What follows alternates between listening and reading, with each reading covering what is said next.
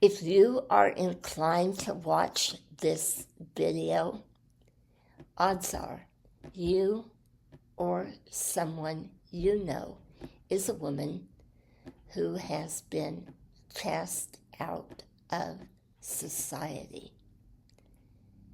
She is left out of the lunches, the dinners, the weddings, the gatherings, all of the social events. People are no longer speaking to her. Perhaps her employment situation is dire, and she is in a lot of lack due to discrimination. Perhaps a catastrophic illness has befallen her that has changed every aspect of her life, and those around her fear that she may need assistance on some level, so they have completely bailed out. Before I get into it, I'm Cynthia Greer. If you are new here and don't know me, I'm a spiritualist who works at the in-depth level of the soul, covering all aspects of spirituality and situations in life that crack open the heart, and through the challenges that we experience either make or break us according to how we choose to see them, relate with them, and handle them. I am completely self-funded. I am not in partnership with any entity on any level. So please hit the like, subscribe, and share buttons if you feel this video has helped you or could possibly help someone else. Okay, when we break it down, the reason that most women are left out of life activities and completely blackballed are due to their marital status of not having a double income or a solid man at their side, because they pose a threat to those in employment and religious circles, as well as social circles. The other is their financial status. If it is not close to the upper 1%. And third, it is the health. So if there is a catastrophic illness that has befallen you, in many cases, your closest family members and friends are going to bail out due to the fear that you may need some kind of assistance, be it help with groceries, paying a bill, or your living condition. So I don't discuss things that haven't happened to me personally. And though throughout my own illness, I didn't ask anyone for anything, yet I got the slam dunk of social rejection anyway. And when I was at the bottom of it, I really got to thinking about what happened to real sisterhood. How did sisterhood disappear? Why is it that when a friend goes through a horrible divorce or she becomes widowed, that the flock in the big religious organizations do not heed Scripture and totally turn away from the widowed? Why is it that a woman who loves deeply with all her heart is rejected time and time again because the majority of men out there are not on a level of consciousness to where they can recognize a solid, wholesome, spiritual woman? And why is it that when a woman's immune system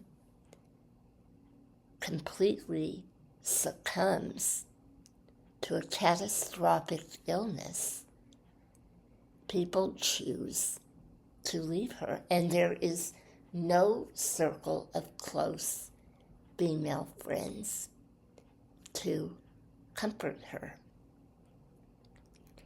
Now, I myself was fortunate enough to grow up in an era where women really did stick together. And I saw this in my mother's circle of friends.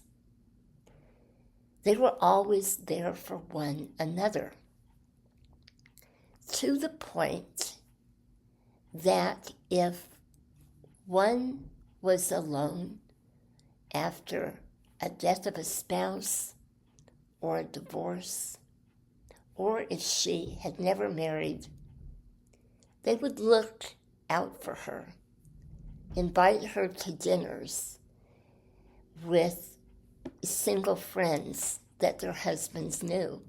And many times, in fact, most often, I witnessed marriages come from this. There was always a meal taken. People would band together, a whole group of women, if there had been a death or the woman had become ill, with meals that would keep coming until she was well enough to care for herself.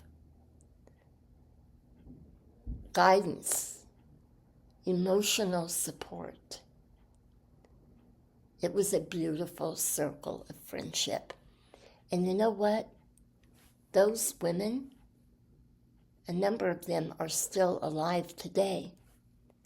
And after my own mother passed, they saw me through the most difficult time of my life, including a secondary illness that was diagnosed due to radiation poisoning after my cancer treatments.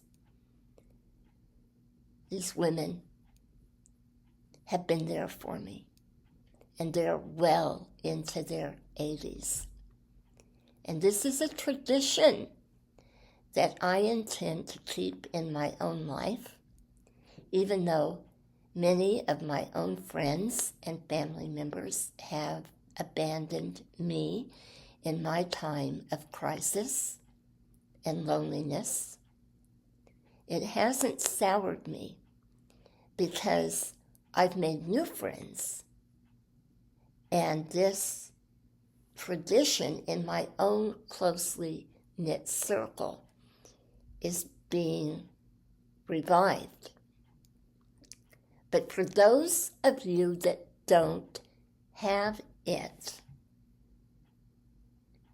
it's important that you understand that this time in your life, having been ostracized from society, is definitely the turning point.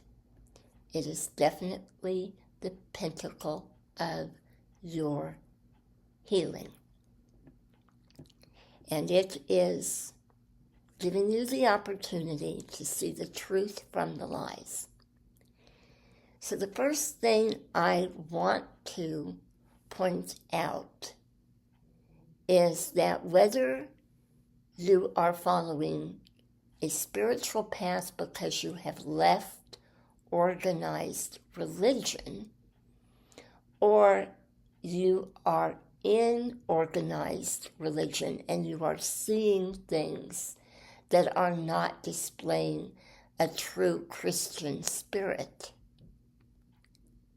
I want you to take a look at the facade through digital manipulation and social media, where so many people portray to be someone that they are not.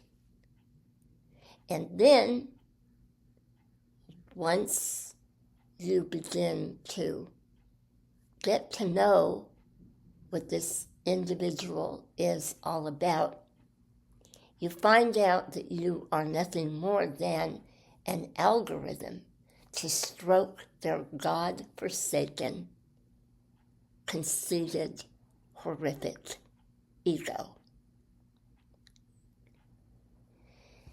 Women who display this, women who sit in churches, spiritual circles,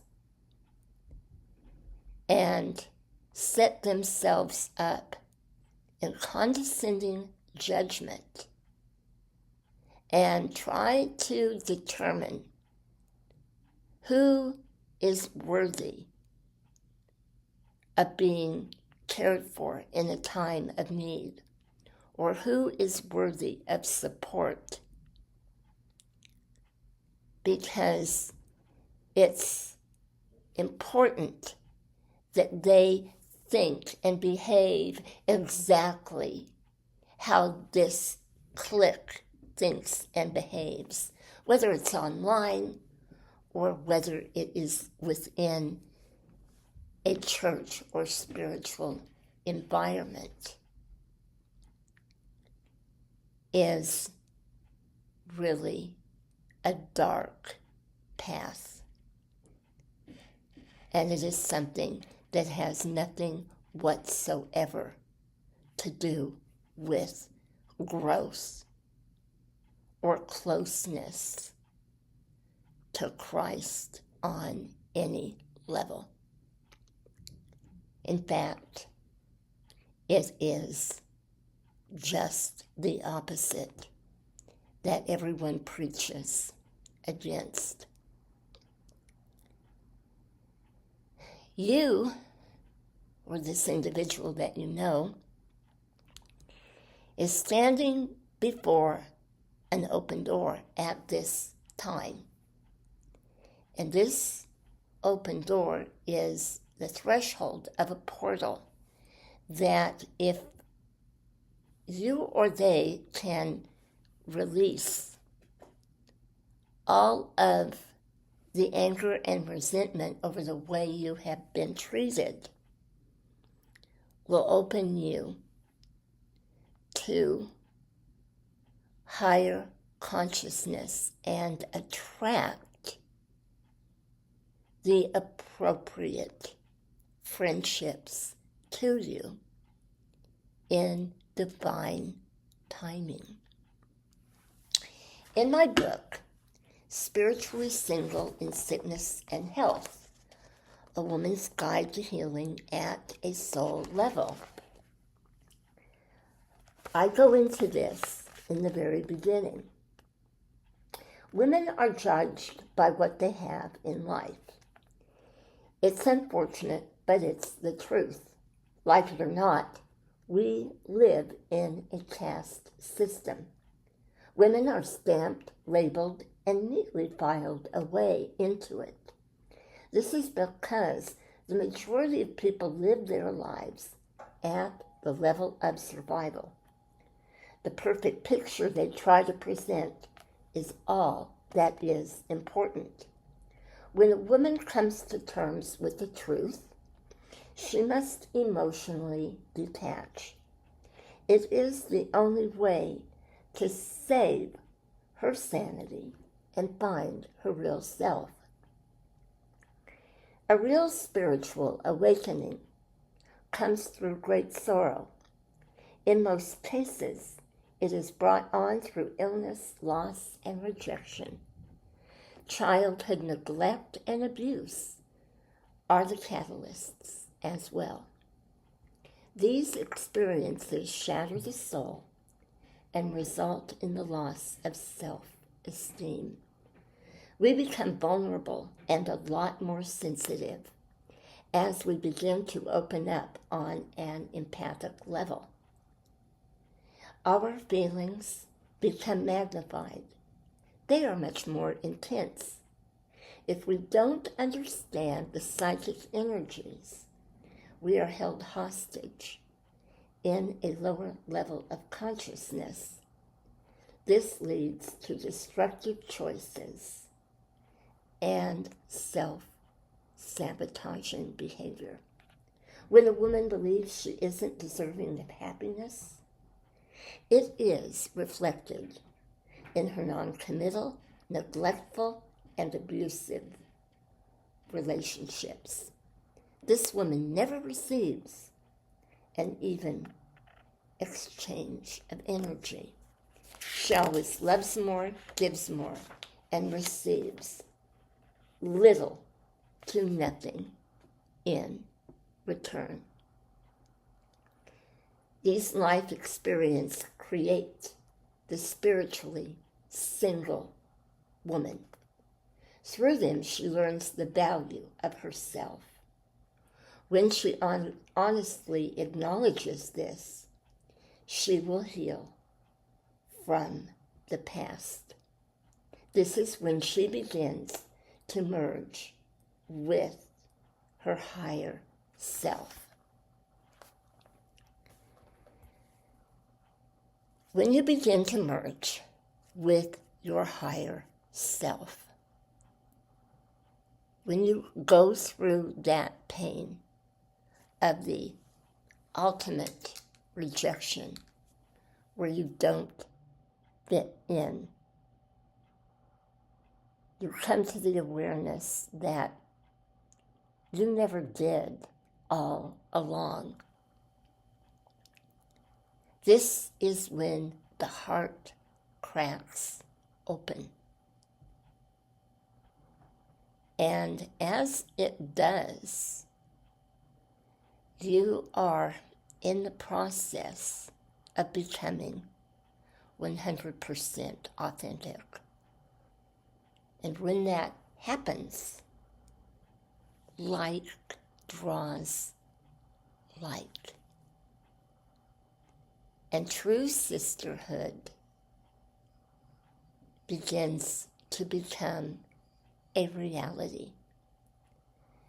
Now, it's important for me to point this out, that many women who have been through narcissistic abuse on a very deep level are like a wounded animal. And the first thing that I hear many times in private sessions are, I hate women, I hate other women, I don't want any close friends because every friend I've ever had has really hurt me and screwed me over, and women are all bitches. I have heard this over and over again. I've heard the horror stories about how women have been backstabbed, particularly in spiritual groups and church groups as well. But keep in mind that if that attitude stays with you because it is not healed, then you are not going to know your own heart. Because it is only when you come completely out of the denial on every level, and that includes your end of things as well, that have possibly driven people away from you, or the hurt, the blunt truth about why you weren't socially accepted or accepted in your family to begin with, then you can begin to therapeutically, at a soul level, take the necessary steps to heal. Now, my way is through the deep healing at a soul level. I do work with the chakra system. Others work with Reiki. And either of those techniques I have found to be very effective. But before you venture into them, I believe it's important to find someone that you can talk to, that you can really trust, who can give you the guidance spiritually and psychologically, because healing is going to take time. And as you are in this wonderful journey of healing, you will begin to draw those who are like-minded. But you have to be really ready to let go of the false images and get to the point where you feel that you don't need to measure up, that spirituality and growth is not a race to be won. It's not competitive. It's a journey